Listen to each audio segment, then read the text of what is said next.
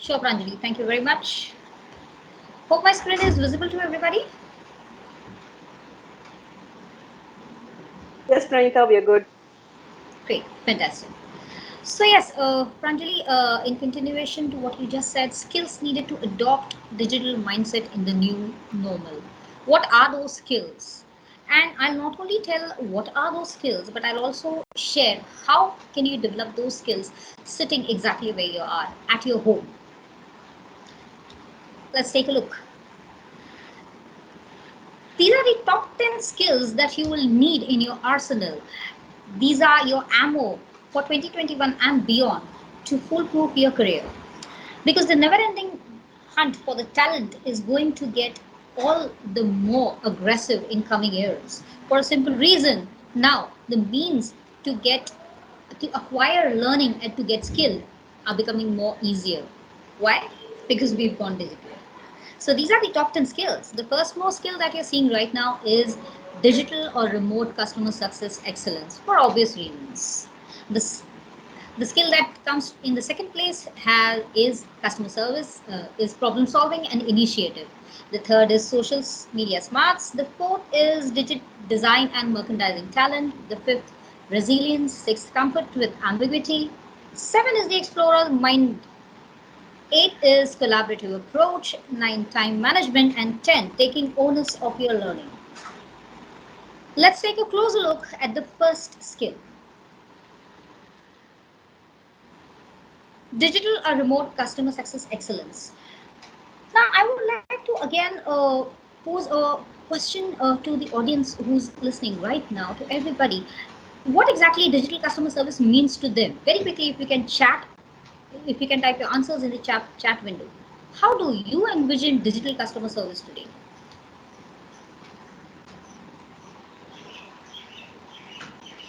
Yes, anybody?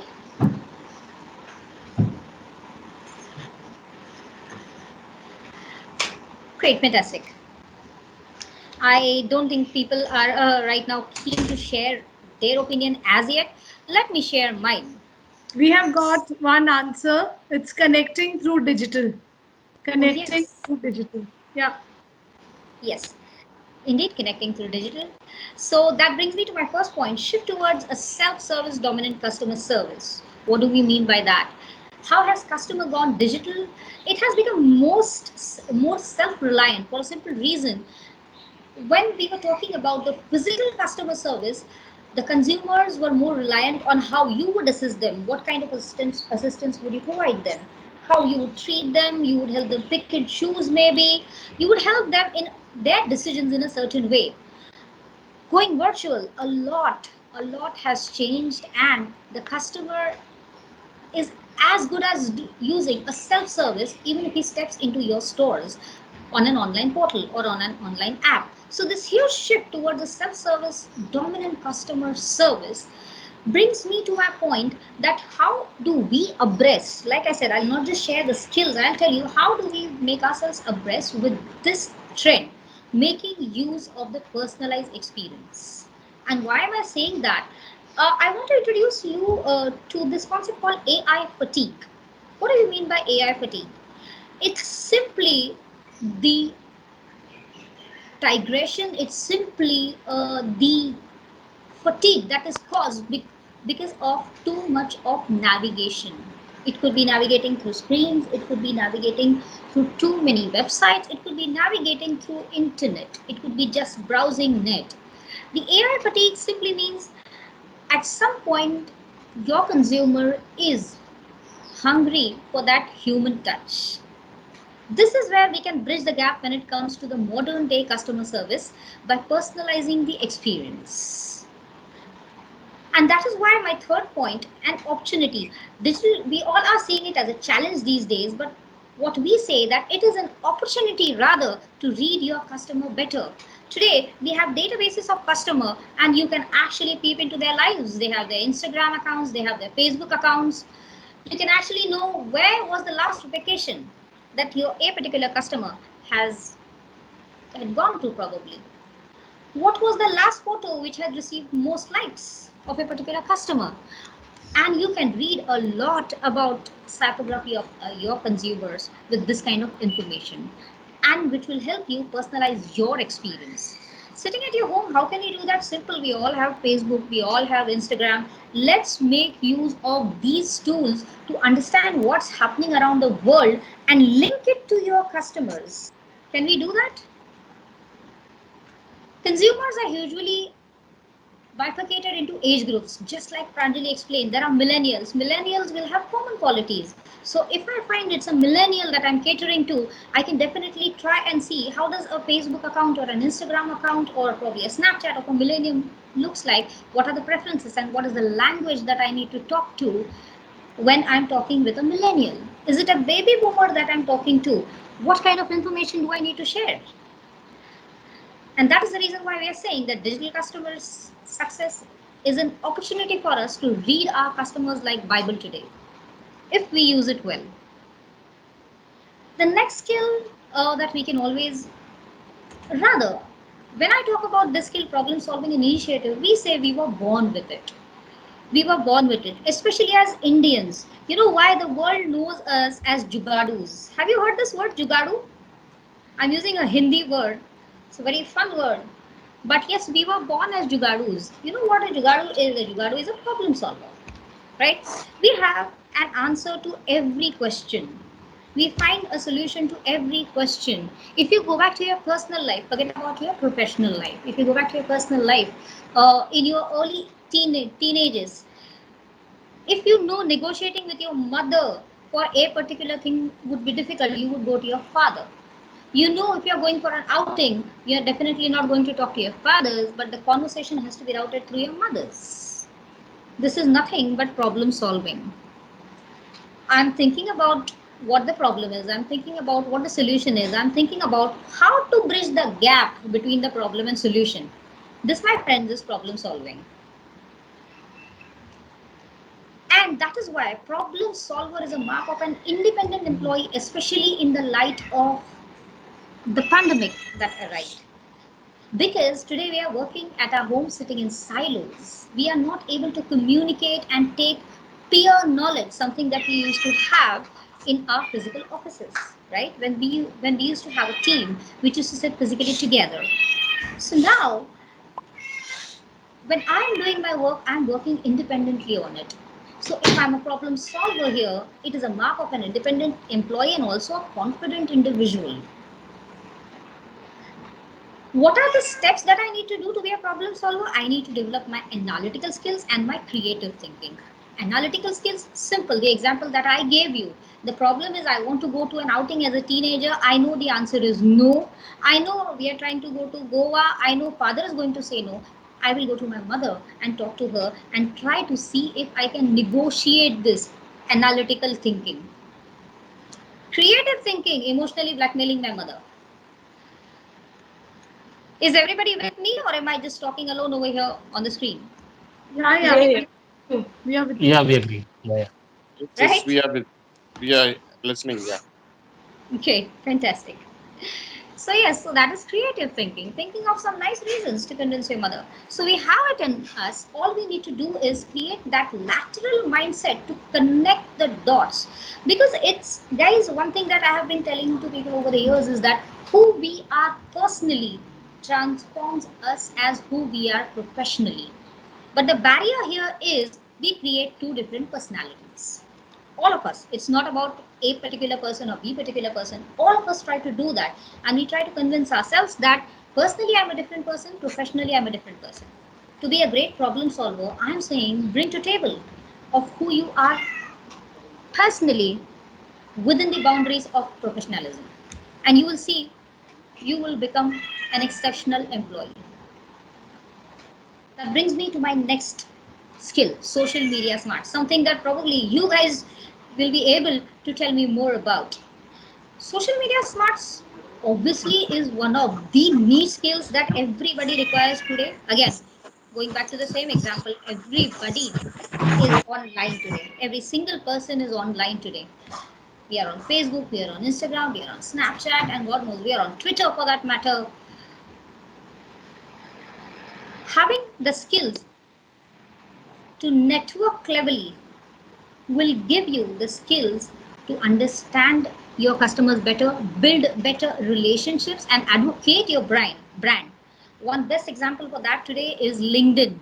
Do we all agree? When LinkedIn was launched, it was looked at as a purely professional platform for professionals to connect. And at a very nascent level, it was assumed and presumed that LinkedIn was only for managers and leaders. Soon it changed and everybody is on LinkedIn today. And that is the best example of how people are advocating your brand on LinkedIn, how they are connecting with people, how they are networking with people, and also the greatest example of creating that deep retail experience, guys. Something that I was talking earlier also, tapping the emotional side of the customer, tapping the psychography of the customer.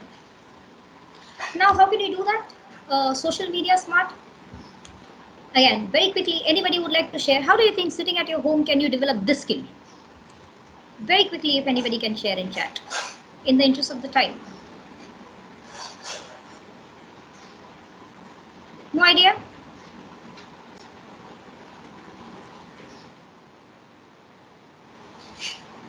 Okay, great. No worries. See the Facebook. Vaibhav says see the Facebook. Okay, see the Facebook web of yes, indeed. Oh, now I'm getting some Learn responses. what brands do online. Oh yes, absolutely. We all are spending so much time on internet, guys. If we spend even 5 to 10 minutes of that internet time researching about the work that we are doing, and when I'm saying researching, I'm saying just generally scrolling through, just generally going through the latest information that is available on net. The internet is an ocean of knowledge, we all know it. But what you're doing in the internet is a game changer, right? Even if you can spend those 10 minutes to see what is happening in your industry, what are the latest news, how will it benefit you way later? Just having knowledge is having power, is what I believe. So that is the simplest thing. Understand, subscribe. There are so many webinars happening, there are so many podcasts happening, there are so many talks happening these days. Even if you can spend 20 minutes today, I think that will make a difference. That is how you can develop this skill. Which brings me to my next skill, design and merchandising talent. Something again that is very close to everybody who's present here. How has this skill changed is something that I would definitely like to discuss. There are deeper levels of design sophistication these days. So if you remember, I'll tell you my experience. There was this shop called A to Z. There was this shop called Akbar Ali's when I was a kid. And we used to go to different shops and different malls. After that also, as I grew up, I saw many malls. But the memory of this Akbar Ali's during the Christmas times and the memories of this A to Z during Diwali time still remain with me. So whether we shop there or not, I would tell my parents to just take me there, just take a stroll in the shop, just see the vibe, the whole decoration, and the happy atmosphere going around in the shop. This was nothing but the deeper level of design sophistication. The only thing that has changed now and how we have evolved is we are tapping into various aspects of this design sophistication. So we are not just restricted to festivals now. Now we have devised a new festival which is called the discount festival. Am I making sense? Yes. And the discount festival goes on, guys. I mean, there's a discount for no apparent reason. There's an April Mela going on some site. There is a summer Mela going on some other site. There is some other no apparent reason huge discount going on some other site apart from the festivals. Do we agree on that? Yes, very much. So this is probably the new. How should I put it? It's a new way of celebrating retail and engaging customers. Is how I'd like to put it. But yes, that is the way how design has changed these days. So they'll put it in such a way where recently I was seeing Amazon. They have a spin and win festival going on. I don't know whatever it is, but yes, I also opted for that, right? And Why they are doing it? Curated designs to emotionally tap customers. Simple. I'm sitting at home. I'm doing nothing right now. There is a website which is selling cosmetics, which I usually don't shop from. I shop from a different website, but they launched a gaming zone on a cosmetics website where there were different games, and I started going to that website just for the games. Eventually, I started buying from that website. This is an example of curated designs to emotionally tap customers. You know, people were sitting at home, they did not know what to do. They were shopping. If they were not shopping, they were tired of shopping also, because they were spending so much of time, guys. They were spending so much of time. There was so much happening around us. There was so much stress. A revolution happened and we were a part of it. Like Pranjalee said, whether we liked or not, we were a part of it, and it just happened to us. So that is the reason tapping them emotionally became all the more important. So this is one skill that we all need to develop at whatever level you are in. Which brings me to the next skill, which is called resilience. Resilience. I'm talking about something that we all have developed in last year. We all have developed in last year. If you're seeing these five pillars: self awareness, mindfulness, self care, positive relationships, purpose. Just go back, rewind 2020, March 22 until March 22, 2021. We all have done all these five steps diligently, guys. Self awareness. We did not know where we used to eat, what we used to eat. We never, me being a Mumbaikar, we did not mind eating at any particular eatery which was tasty, regardless of the hygiene factor. In Mumbai, we have a joke that we eat vitamin D. And I'm not talking about the scientific term, I'm talking about vitamin D. We have developed resistance to eat vitamin D, guys. So self-awareness is something that was missing all these years. Now we have done it in last year. We were suddenly awareness to an extent where suddenly, even if there's a headache, you would go to a doctor, take a pill, right? Suddenly you realize that you might be probably prone to a disease. Suddenly you realize that you might be a victim. Suddenly you realize that you exist, something that we had forgotten. And that is why the second pillar of the resilience is mindfulness. Mindfulness is, in simple terms to tell you, is a way of reflecting in your inner world to make peace with your outer world. A very famous monk said, what happens outside depends on what happens inside of you. So that's why the second pillar of resilience is mindfulness. So every time you're stressed sitting at home, how to develop this skill, every time you feel there's nothing in control, one simple mantra that mindfulness says is that surrender and say, yes, nothing is in my control. That makes your life a lot easier. That's your second pillar, guys. The third pillar is self care. Self awareness and self care is very different.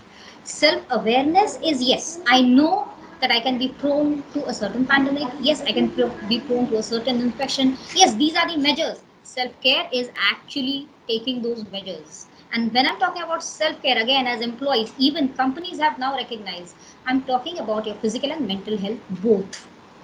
Right?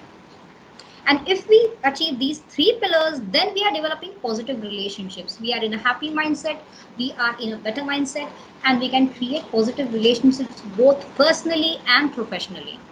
And we don't have cases like a particular female who who became famous for discussing her personal relationships on a call with 101 people on a Zoom call, if you remember, who became the talk of the town, right? Finally, the fifth pillar of resilience is purpose. Do I know what am I doing? I think this is one question that a lot of people are asking since last 2 years. They don't know where they are doing, where is their life going, where are they at, what do they want to do. Even at my job, at work, if I understand what is my purpose and I'm important, the most important thing, something that all employees need to understand, that you are an important pillar in the organization. Everybody is equally important. The very reason that company has hired you and is paying you is because you have a purpose in the company. When we achieve these five pillars, we develop the resilience. And I'll say we don't have to develop it. If we have survived the last year, all of us have resilience. Just apply it. Is it's something as simple as that. The next skill is comfort within ambiguity. Again, in connection with the previous skill, resilience, level-headedness, presence of mind, and tenacity. Three things. Adjusting in the VUCA world. VUCA is a very broader term, guys, but it's simple that there's a lot happening around. How do we adjust to it? Rather, what happens to me is not in my control, but my reaction to what happens to me is definitely in my control, and that is precisely finding comfort with ambiguity. A famous author, Eckhart Tolle, has written in his famous book, The Power of Now, about a particular monk who was told to meditate among 18 cats for a year's time. 18 cats, my friends. And he was told that if he can successfully meditate amongst 18 cats, then his master will accept him as his disciple. At the end of 1 year, he successfully did that. He went back to the master and asked him, how does that qualify me to be your best disciple? He said, if you can meditate amongst 18 cats and if you can go inside to such an extent that what's happening around does not bother you, and if you're finding comfort within that ambiguity, you have arrived. We all don't need to be monks, but yes, again, this is something that we have already done in last year. We have already found our comfort, we have already tried to adjust, but instead of trying to adjust, trying to find our comfort, trying to be happy and see the positive side is something that we need to develop. Explorers minds, very important. We the trainings that used to happen, the peer support that we used to have, that guy who used to sit probably next to us, who probably we may have hated but used to provide us with a lot of knowledge, is now not present anymore, right?